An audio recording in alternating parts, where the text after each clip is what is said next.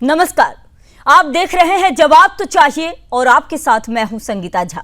देश की सियासत में इस वक्त सबसे बड़ा सवाल यही है कि जब पाकिस्तान मुसलमानों के लिए ही बनाया गया था तो फिर भारत में करोड़ों मुसलमान क्यों रुक गए, क्यों वो पाकिस्तान नहीं गए। जी हां, ये सवाल उठाया है मध्य प्रदेश के रीवा से बीजेपी सांसद जनार्दन मिश्रा ने और उनका ये बयान अब पूरे देश में चर्चा का विषय बन चुका है।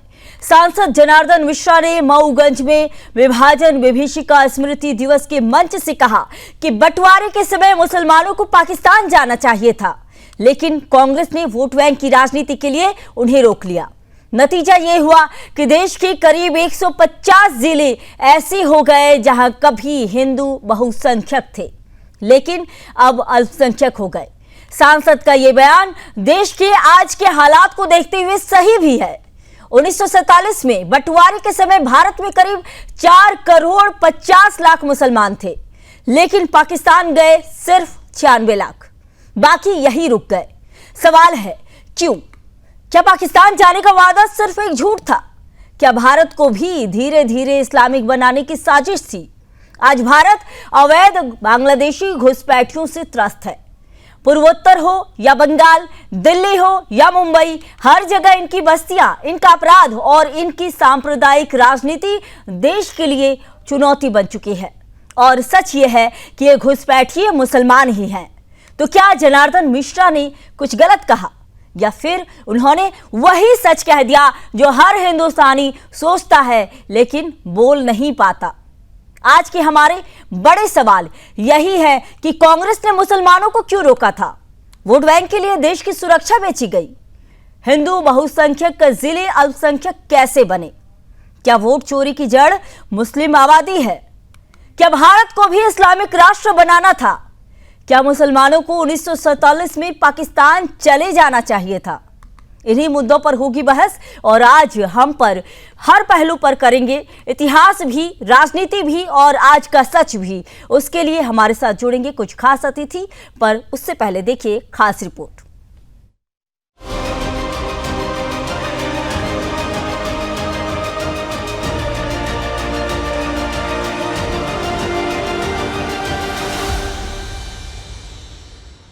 देश में एक ऐसा बयान सामने आया है जिसने राजनीतिक गलियारों से लेकर हर गली नुक्कड़ तक चर्चा छेड़ दी है। मध्य प्रदेश के रीवा से सांसद जनार्दन मिश्रा ने एक ऐसा सवाल उठा दिया है जिसे कोई पूछने की हिम्मत नहीं कर पाया।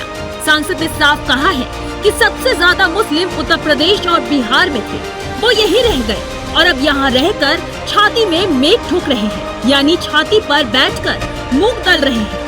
ये स्थिति रह गई है भारत में विभाजन की। जहाँ सबसे ज्यादा मुस्लिम लीगी रहे उत्तर प्रदेश बिहार में, वो रह गई है अवादों के साथी में छोटे पड़े। यह स्थिति रह गई है भारत के विभाजन। वो समय के लोग मांग कहीं थे कि जैसे पाकिस्तान मांगे रहे तो पाकिस्तान चले जाओ, वो गलत कहीं थे। उनका ये कांग्रेस पार्टी छाती में मूंग तरह कर यहाँ विराजमान रखी। तो आज हालत यह है कि लगभग 150 जिला जहाँ हिंदू बहुसंख्यक रहे, आज अल्पसंख्यक हैं। सांसद के बयान के बाद जनता सवाल करने लगी है कि जब पाकिस्तान मुसलमानों के लिए बनाया गया था तो भारत के मुसलमान वहाँ क्यों नहीं गए? क्यों उन्होंने यहाँ रुकना चुना?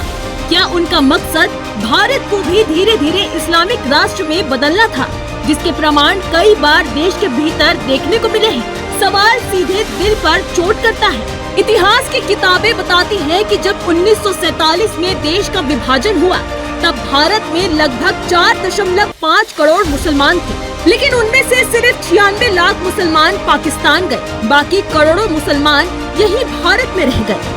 पाकिस्तान का जन्म ही इस शर्त पर हुआ था कि यहाँ मुसलमानों का अपना देश होगा, लेकिन तब क्यों बड़ी संख्या में मुसलमानों ने पाकिस्तान जाने से इनकार किया?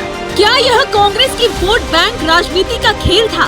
सांसद मिश्रा ने साफ कहा है कि उस वक्त कांग्रेस ने अपने फायदे के लिए लाखों मुसलमानों को भारत में ही रोक लिया। नतीजा आज हमारे सामने है। लगभग 150 जिले ऐसे हैं जहां हिंदू बहुसंख्यक हुआ करते थे, लेकिन अब अल्पसंख्यक बन चुके हैं। यही नहीं, संसद ने ये भी कहा कि ये लोग भारत में रहकर छाती पर मूंग डालने का काम कर रहे हैं, यानी खुलेआम भारत की व्यवस्था को चुनौती दे रहे हैं। आज भारत की कई समस्याओं की जड़ अवैध बांग्लादेशी घुसपैठिए है, और सच्चाई ये है कि ये घुसपैठिए कौन है? ज्यादातर मुसलमान ही है। ये न सिर्फ जनसंख्या का संतुलन बिगाड़ रहे हैं, बल्कि देश के अपराध ग्राफ को भी लगातार ऊपर ले जा रहे हैं। चाहे वह आसाम का मामला हो, बंगाल की स्थिति हो, या फिर दिल्ली और मुंबई के कोने कोने में अवैध बस्तियां, हर जगह अवैध घुसपैठिए भारत की सुरक्षा और व्यवस्था के लिए खतरा बने हुए हैं। ऐसे में क्या जनार्दन मिश्रा ने गलत कहा जब उन्होंने ये सवाल खड़ा किया कि मुसलमान पाकिस्तान क्यों नहीं गए? तो क्या ये केवल एक बयान भर है, या फिर ये वो सच्चाई है जिससे देश का हर नागरिक वाकिफ है, लेकिन खुलकर बोलने से डरता है? आज ये सवाल हर हिंदुस्तानी को खुद से पूछना होगा। क्या यह सही नहीं है कि आज जो धार्मिक असंतुलन पैदा हुआ है, जो वोट बैंक की राजनीति चल रही है और जो अपराध का ग्राफ बढ़ रहा है, उसकी वजह वही फैसला है जो 1947 में लिया गया था, मुसलमानों को यही रोकने का फैसला। तो क्या रीवा के सांसद ने सच का आईना दिखाया है? क्या मुसलमानों को लेकर उनका बयान एक ऐतिहासिक सच्चाई है जिसे अब तक दबा दिया गया था? और क्या ये समय आ गया है कि भारत खुलेआम यह सवाल पूछे, पाकिस्तान मुसलमानों के लिए बना था, तो आखिर ये लोग भारत में क्यों रुके? Bureau report, Sudarshan news.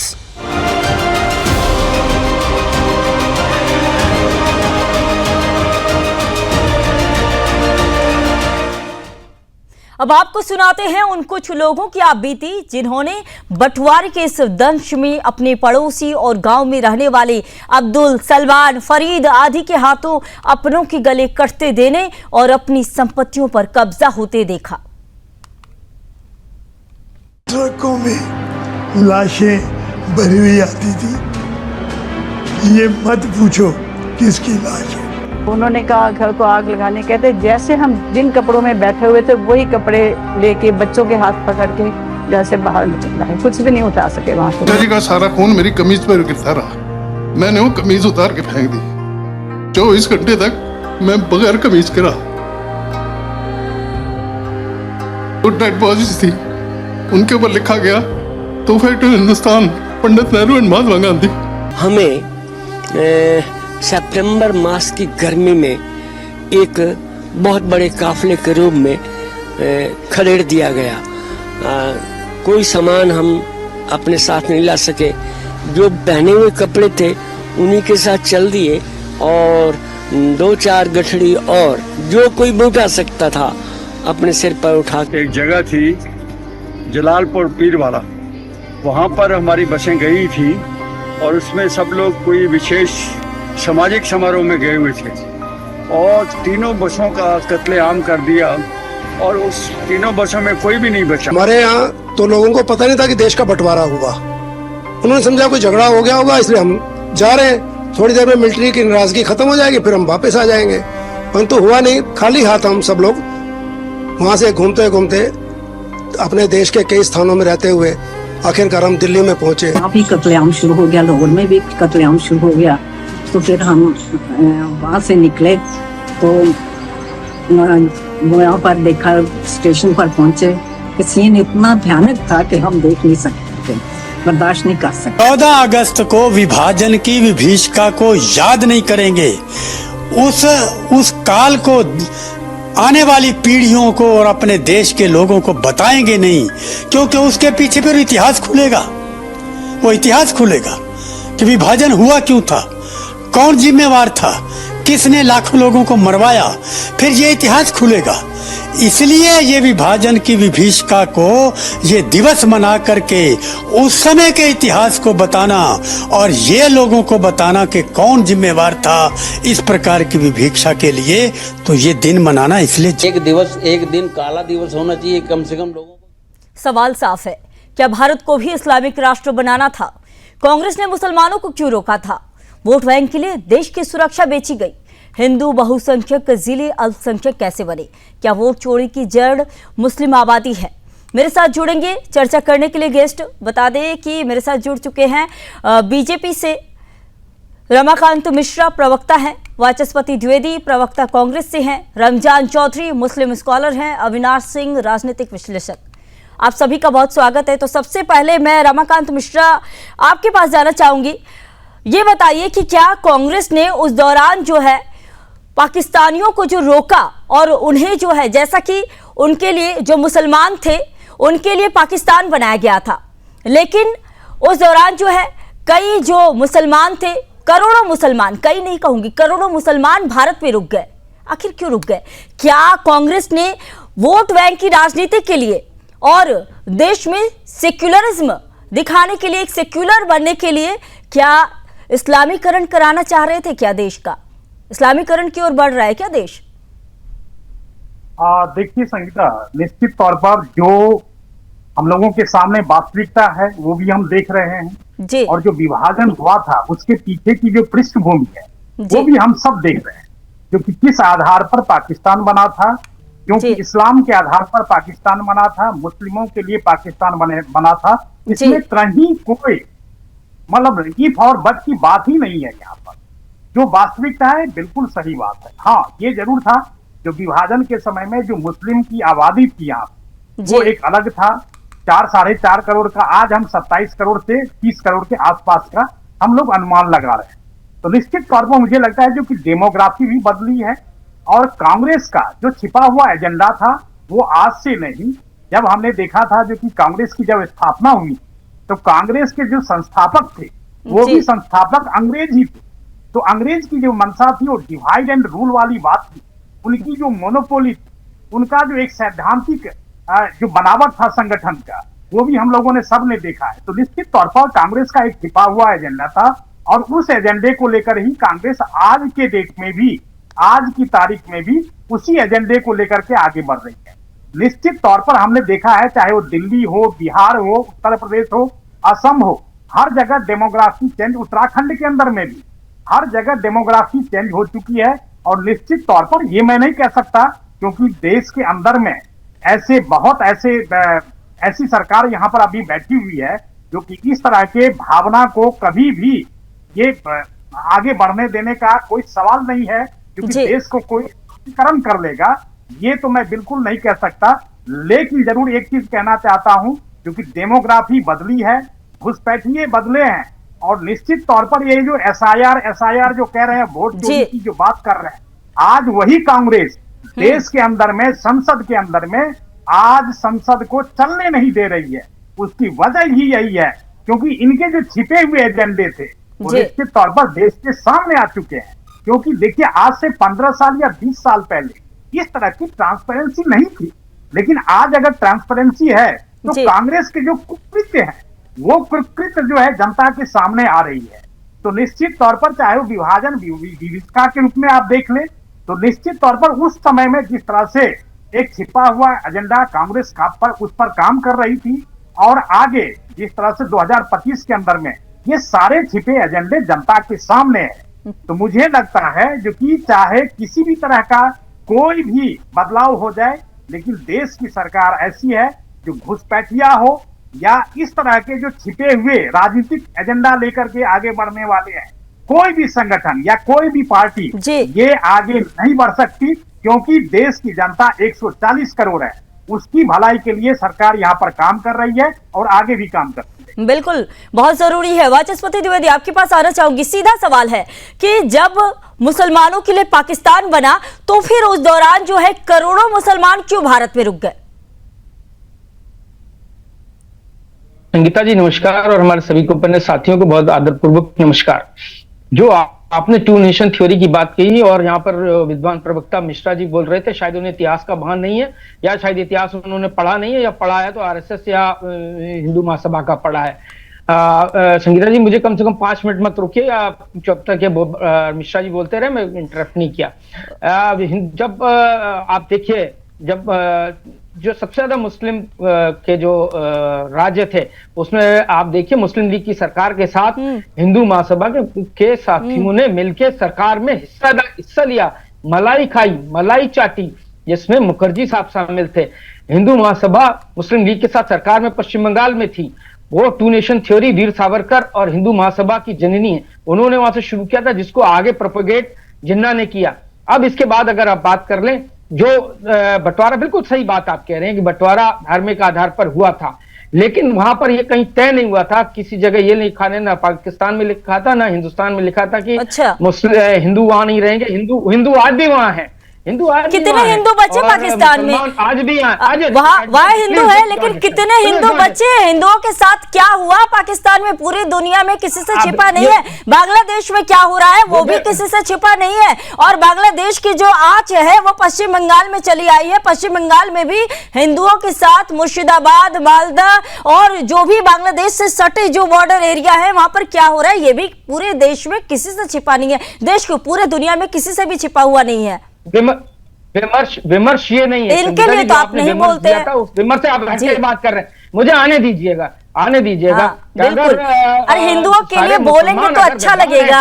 आप लोगों की क्या है ना दिक्कत, आप लोग ना, आपके नेता ने कल ही सुदर्शन न्यूज के कैमरे के सामने कहा है कि बांग्लादेशी घुसपैठिए और जो है रोहिंग्या वो गरीब हैं, वो बांग्लादेशी घुसपैठिए नहीं है, उनसे देश को दिक्कत नहीं है, वो लोग गरीब हैं। उनके लिए जो है आप लोग का जो प्रेम जो है वो दिख जाता है कैमरे के सामने। संगीता, आप लगातार मेरे समय को खराब कर रही हैं।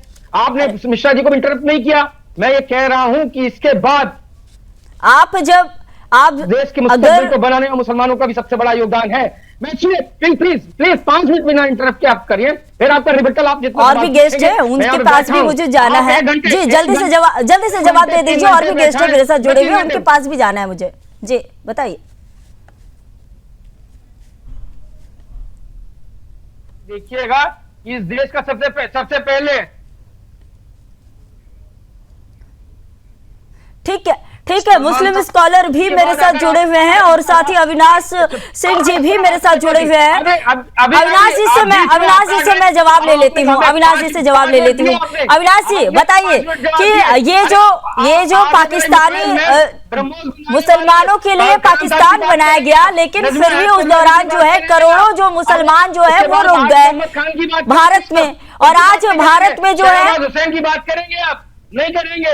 ठीक है, आपके पास आऊंगी। अविनाश जी से मैं जवाब ले लेती हूँ। आज जो है भारत में यही जो पाकिस्तानी, यही जो मुसलमान जो रह चुके हैं इनकी वजह से जो है बार जो है हिंदुओं को दिक्कतें हो रही हैं। और अभी वाचस्पति द्विवेदी जी को भी आप सुन ही रहे थे। आपका ये प्रयास ही है तो फिर आप क्यों बोलते हैं? आप दूसरे अरे कैसा बात नहीं, आप क्यों बात कर रहे हैं? सुनिए। अरे क्या आप उम्रदराज आदमी, आपको बात करने की तमीज नहीं है? आपको पता नहीं है कि कैसे बात किया जाता है? अरे आपसे टेलीविजन पे कहाँ तमीज सिखाएंगे? आप तमीज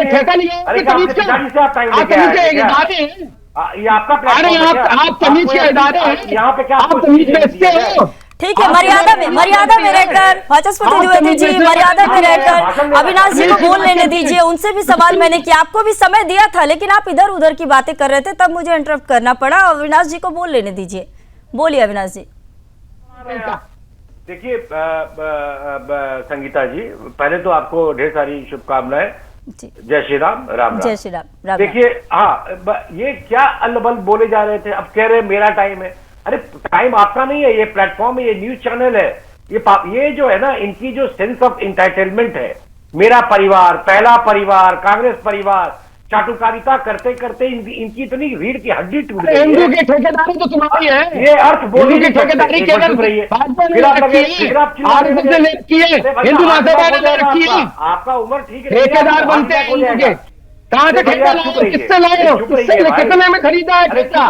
हिंदुइज्म राष्ट्रभक्ति सभा के बारे में जो बात कह रहे थे, मोदी देश नहीं है, हिम्मत नहीं है, इनके हिम्मत नहीं है कि ये सर सैयद अहमद वाचस्पति जी, मैं आपके पास आऊंगी, बोल लेने दीजिए अविनाश जी को। सैयद अहमद ने सबसे पहला व्यक्ति इकबाल और सर सैयद अहमद है जिसने आपको अलग राज्य की बात की, अलग राष्ट्र की बात की।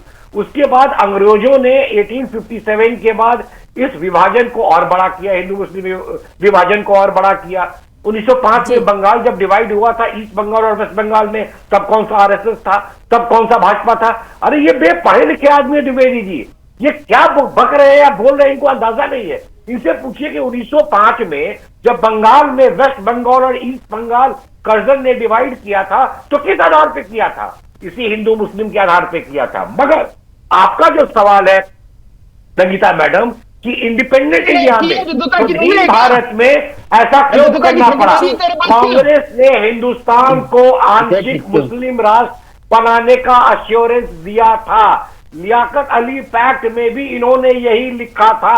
आज तक इन्होंने सेकुलर धर्म का मतलब समझा है तुष्टीकरण, अपीजमेंट।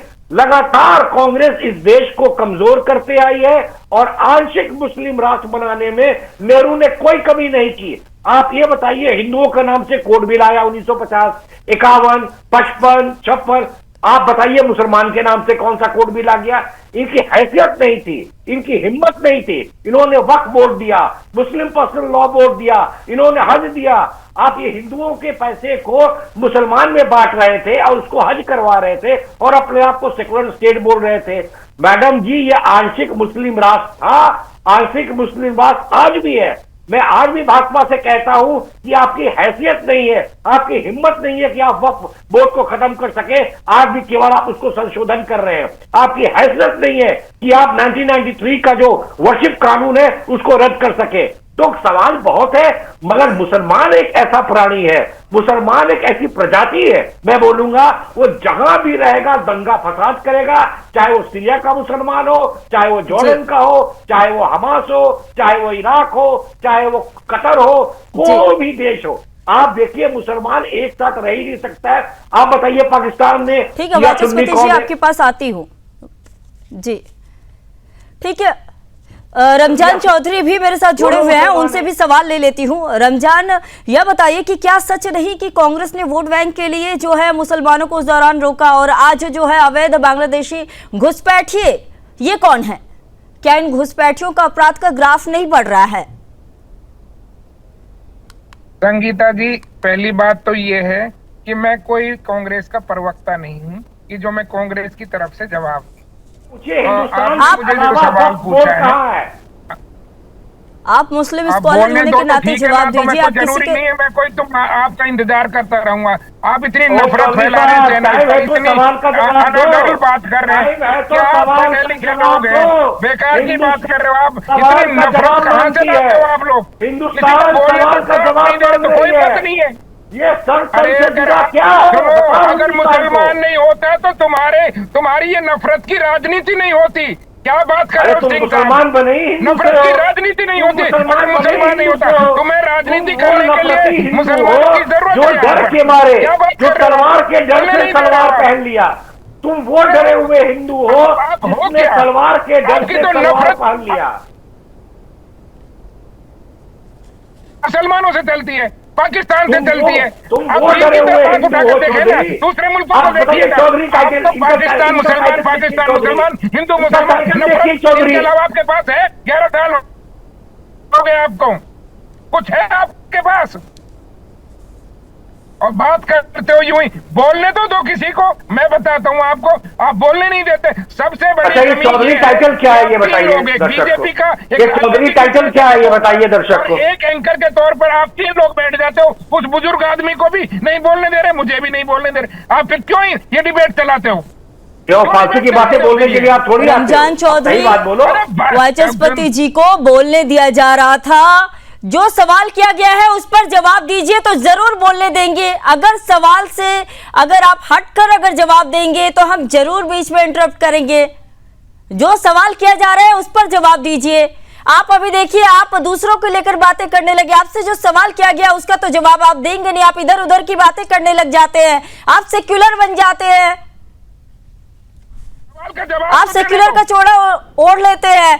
आप बोलिए ना, घुसपैठिए बढ़े हैं कि नहीं बढ़े हैं देश में, घुसपैठिए है या नहीं है, घुसपैठिए जो है रोहिंग्या और बांग्लादेशी घुसपैठिए जो है उससे देश के हिंदुओं को दिक्कतें हो रही है। बोलिए ना, आप ये क्यों नहीं बोलते हैं कि पाकिस्तान में हिंदुओं के साथ जो हुआ उस पर क्यों नहीं आप लोग बोलते हैं, तब आप लोग मौन क्यों हो जाते हैं?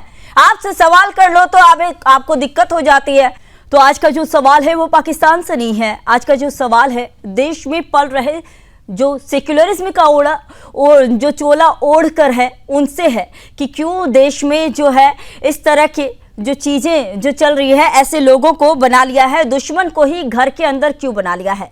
तो फिलहाल मैं आना चाहूंगी बीजेपी के प्रवक्ता रमाकांत मिश्रा जी के पास। आपसे यही मेरा सवाल है कि जिस तरह से जनार्दन मिश्रा का जो बयान आया, क्या ये 100% सही है?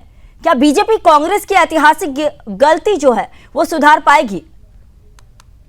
देखिए संगीता जी, निश्चित तौर पर यहाँ पर जो जनार्दन मिश्रा जी का जो स्टेटमेंट है वो देखिए वास्तविकता से बिल्कुल अलग नहीं है। ये बिल्कुल वास्तविकता है, क्योंकि हमने देखा है जो कि पाकिस्तान जो बना था वो इस्लामिक कंट्री था और धर्म के आधार पर बना था, इसमें कहीं कोई दो मत है ही नहीं। लेकिन मैं बार बार यही चीज कह रहा हूं, क्या छिपे हुए जो एजेंडे थे कांग्रेस के उस समय की, क्या अब देश के सामने नहीं है? बिल्कुल देश के सामने में। आज आप देख रहे हैं समाजवादी पार्टी का पीडीए का नारा दे रहे हैं। आपने देखा जो किस तरह से 1990 के दशक में जम्मू कश्मीर के अंदर में किस तरह से कत्लेआम हुआ था, ये सब भी वास्तविकता ही है। आज पश्चिम बंगाल के अंदर में आप देखेंगे तो किस तरह से वहां पर की स्थिति है, वो भी तुष्टीकरण की एक पराकाष्ठा है। आप देखेंगे जो कि बांग्लादेश के अंदर में अल्पसंख्यकों के साथ जब कोई बड़ी दुर्घटना होती है तो वहां पर यहाँ के जो नेता हैं, यहाँ की जो पार्टियां हैं, वो बिल्कुल चुपचाप बैठी रहती है। पाकिस्तान के अंदर में साथ जाती है, उस पर कोई कुछ नहीं बोलता। मैं कह रहा हूँ 1947 के अंदर में जब वहां पर हिंदू की जनसंख्या कितनी थी, आज जनसंख्या कितनी है, लेकिन कोई नहीं बोलता। तो ये जो तुष्टीकरण की राजनीति है, ये तो अब तो चलिए देश के सामने आ चुका है, लेकिन उस समय में ये कांग्रेस का छिपा हुआ एजेंडा था जो ये देश समझ नहीं पाया।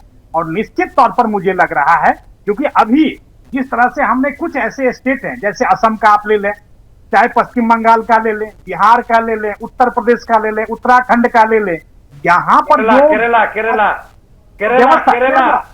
यस यस अविनाश जी, बिल्कुल केरला।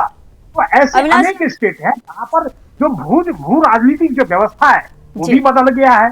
तो मुझे लगता है कि डेमोग्राफी चेंज भी हुआ है, जो छिपे एजेंडे हैं वो देश के सामने हैं। निश्चित तौर पर जनार्दन जी ने जो कहा है वो मुझे नहीं लगता जो कोई वास्तविकता इसमें कहीं पे भी, सब जगह ये वास्तविकता ही है। यही वास्तविकता थी 1947 के अंदर में, जो देश उस समय में, क्योंकि स्वतंत्रता संग्राम का एक अलग ही माहौल था और इसमें इस छिपे हुए एजेंडे को कोई समझ नहीं पाया। तो ये जो हम लोग बात कर रहे हैं बार बार, लेकिन अब ये इस्लामीकरण की जहां पर बात, आप जैसे एक शब्द आपने कहा था जो कि क्या देश इस इस्लामीकरण को बर्दाश्त करेगा या इसको बदलेगा, मुझे नहीं लगता जो कि इस तरह का कोई व्यवस्था होगा। निश्चित तौर पर ऐसी सरकार है जो डेमोग्राफी भी बदलने नहीं देगी, चाहे वो सीए के आधार पर हो, चाहे एनआरसी के आधार पर हो। निश्चित तौर पर हम ऐसे कानून और ऐसे व्यवस्था को प्रेफर करेंगे, उसको बिल्कुल महत्व देंगे जो हमें लगता है इस तरह की व्यवस्था से मुक्त दिलाए। जी संगीता, इसमें जब बंदूकें तो चली थी और लेकिन आज जो है वही जनसंख्या का बम चल रहा है। तो ठीक है, मैं आपके पास ही आ रही हूँ वाचस्पति द्विवेदी, यह बताइए कि मुस्लिम तुष्टीकरण की जननी नहीं है कांग्रेस? बार बार कांग्रेस पर यह सवाल उठता है कि मुस्लिम तुष्टीकरण की राजनीति आपने की है। ये देखिए, सबसे पहले मुसलमान कोड बिल अभी तक क्यों नहीं आया, तो सही दे दूं कि यहाँ पे 1947 में कांग्रेस की सरकार नहीं थी, वो सभी की मिलीजुली सरकार थी। उसमें श्यामा प्रसाद मुखर्जी भी मिनिस्टर थे उसमें और अन्य भी थे। 1950 में पहला चुनाव हुआ है। उस समय अगर ये कह देना कि कांग्रेस में हुआ है, उस तरीके आप गलत बात बोलते हैं। Please behave. मैं अगर ये कह लेकिन अगर आपकी बात मान लूं, अगर मुस्लिम ने केवल देश को तोड़ा है तो ये बता दीजिए कि पहला जो हमारा एयर चीफ बना इदरीस हसन लतीफ साहब, चलिए वो छोड़िए, बीवी जो सुप्रीम कोर्ट की कौन से साल में बना, चलिए उस पे आइए। अरे चलिए सिकंदर बख्त जिन्होंने भाजपा की नींव रखी, वो कौन थे? शहनवाज हुसैन यहाँ पर कौन है? मोहम्मद खान साहब कौन है? आज वो उनके साथ हैं। आज अगर सैयद जफर इस्लाम की बात करें तो वो अगर पाकिस्तान यहाँ से हिंदुस्तान में चले गए होते, भाजपा की चाटुकारिता नहीं कर रहे होते। अगर आप उसके साथ राष्ट्रपति जी को देख ले, जिनको मिसाइल मैन कहा जाता है, जिन्होंने देश को कर दिया, और जिन्होंने ब्रह्मोस मिसाइल बनाई, जिन्होंने परमाणु शक्ति बनाई, मिसाइल मैन जिनको कहा जाता है, कलाम साहब वो भी तो मुस्लिम थे। इसके बाद अशफाकुल्लाह खान, बेगम हजरत महल, इसके बाद और आप लोग एपीजे कलाम, कुरैशी साहब की बात कुछ आप नहीं करेंगे, खान अब्दुल गफ्फार खान की आप बात नहीं करेंगे। इन्होंने इस देश की आजादी के लिए मुकद्दस काम किया, उसको आप कैसे भूल सकते हैं? बेगम हजरत के महल के ठीक है, आपने कई सारे नाम गिना दिए, तो अविनाश जी से मैं इसका जवाब ले लेती हूँ। अशफाकुल्लाह खान, अब्दुल हमीद साहब, ठीक है, बहुत सारे नाम आपने गिना दिए। अब मैं अविनाश जी से इसका जवाब ले लेती हूँ। टैंक के सामने कौन खड़े होता? टैंक के सामने कौन खड़ा हुआ था पाकिस्तान? देख लीजिए अविनाश जी, मुस्लिम वोट बैंक की राजनीति आखिर देश को कहाँ तक ले जाएगी?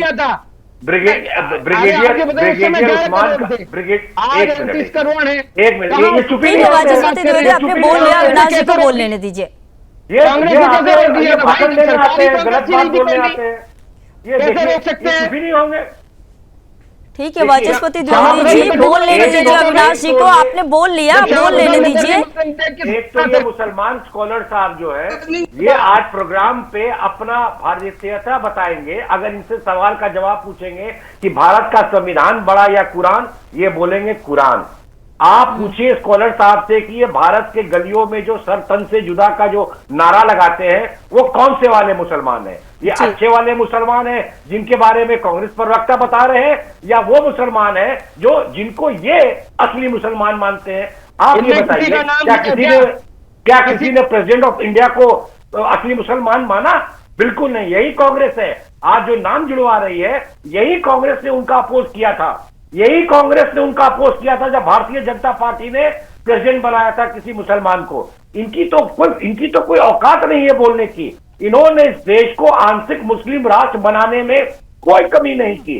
आप पूछिए हिंदू कोड बिल कब आया? 1950। आप पूछिए वक्फ कानून कब आया? आप इनसे पूछिए कि वक्फ में संशोधन करके 2013 में भारत की भूमि या वक्फ को क्यों दे रहे थे? आप इनसे पूछिए कौन से सेकुलर राष्ट्र में या कौन से मुस्लिम राष्ट्र में वक्फ का प्रावधान है, प्रावधान है? आप इनसे पूछिए हज की सब्सिडी किस लिए दी जाती थी? अगर ये सेकुलर स्टेट है तो ये कुछ नहीं बोल पाएंगे। आप इनसे पूछिए मंदिर पे नेहरू जी ने कब्जा क्यों किया, मुसलमानों के मस्जिद पे कब्जा क्यों नहीं किया, उनके आय पे कब्जा क्यों नहीं किया? तो आप इनकी अगर आप डिफिकल्ट क्वेश्चन जब पूछेंगे तो उंगलियों पे मुसलमानों का नाम गिनाने लगेंगे। एक तरफ मुसलमान टेररिस्ट का नाम रखिए और एक तरफ मुसलमान जो पढ़े लिखे हैं उनका नाम रखिए। ये कहते हैं मुसलमान गरीब है इसलिए टेररिस्ट होता है। आप बताइए दुनिया का सबसे अमीर आदमी तो ओसामा बिन लादेन था, वो टेररिस्ट क्यों था? सिलोन में जाकर के जो 5 लड़के चर्च में जाके फट गए, वो बताइए कौन थे? वो सब चार्टर्ड अकाउंटेंट और डॉक्टर थे। ये बुरहान वानी जो था वो तो मास्टर का बेटा कहते हैं, ये किसी में इनको टेररिस्ट नजर नहीं आता है। तो इस तरह की मानसिकता से केवल तुष्टीकरण करके इन्होंने मुसलमानों को छूट दी, जिसका मतलब आज ये है कि हर नाम के आगे एक जिहाद लगा हुआ है, चाहे वो लव जिहाद हो, चाहे वो लैंड जिहाद हो, चाहे वो यूपीएससी जिहाद हो। सीधी सी बात है, जिन्हें जाना था पाकिस्तान वो बना रहे हैं भारत में मिनी पाकिस्तान। ये हो गई है कि ये मुस्लिम इलाका कहते हैं। अगर ये ताजिया निकालते हैं तो उम्मीद करते हैं कि इनका ढोल बाजा बजता रहे, पर अगर रामनवमी का प्रोसेशन निकलता है तो ये कहते हैं भारत में रह करके, भारत भूमि पर रह करके मुसलमान इलाके से कैसे निकाल रहे थे। तो आप ये समझिए कि इनकी मंशा क्या है। टीएमसी का जो मंत्री है, टीएमसी का जो एमएलए है, वो अपने इंटरव्यू में कहता है कि मैं 7 पाकिस्तान बना दूंगा। आप धुबरी का इलेक्शन देखिए, जहां पे कांग्रेस 10.5 लाख मुसलमान घुसपैठिए की वोटों से जीती है। तो इनकी मानसिकता बस केवल अराजकता की है, जिसमें मुसलमान इनका मदद करता है। इसीलिए ये चंद टुकड़ों पे पलने वाले ये मुसलमान को ये तुष्टीकरण के जाल में फंसा करके उनका शोषण करते हैं और देश पे राज करने की ये कल्पना करते हैं कांग्रेस वाले। ठीक है, बहुत धन्यवाद। समय की इतनी ही कमी थी, आप सभी जुड़े, आपका बहुत धन्यवाद। रमाकांत मिश्रा आपका भी धन्यवाद, अविनाश जी आपका भी धन्यवाद, मुस्लिम स्कॉलर आपका भी धन्यवाद और साथ ही वाचस्पति द्विवेदी आपका भी धन्यवाद। तो देखिए, जिस तरह से आज की बहस में बात यह साफ निकला कि सवाल सिर्फ एक बयान का नहीं, सवाल उस ऐतिहासिक सच्चाई का भी है जिससे इस देश को हमेशा बचाया गया। पाकिस्तान का जन्म मुसलमानों के लिए हुआ था, मगर करोड़ों मुसलमानों ने भारत में रहना चुना। क्यों? यही सवाल उठाया रीवा के सांसद ने। कांग्रेस की वोट बैंक की राजनीति ने इस सवाल को छुपा दिया, मगर आज सच सामने है। अवैध बांग्लादेशी घुसपैठिए, अपराध में बढ़ोतरी, जनसंख्या का असंतुलन, यह सब किसका नतीजा है? यह सब उसी रोकने की राजनीति का नतीजा है। सांसद ने जो कहा वह कड़वा जरूर है, मगर क्या झूठ है? क्या आज देश की सबसे बड़ी समस्या यही नहीं कि हिंदू बहुसंख्यक जिले अल्पसंख्यक बनते जा रहे हैं?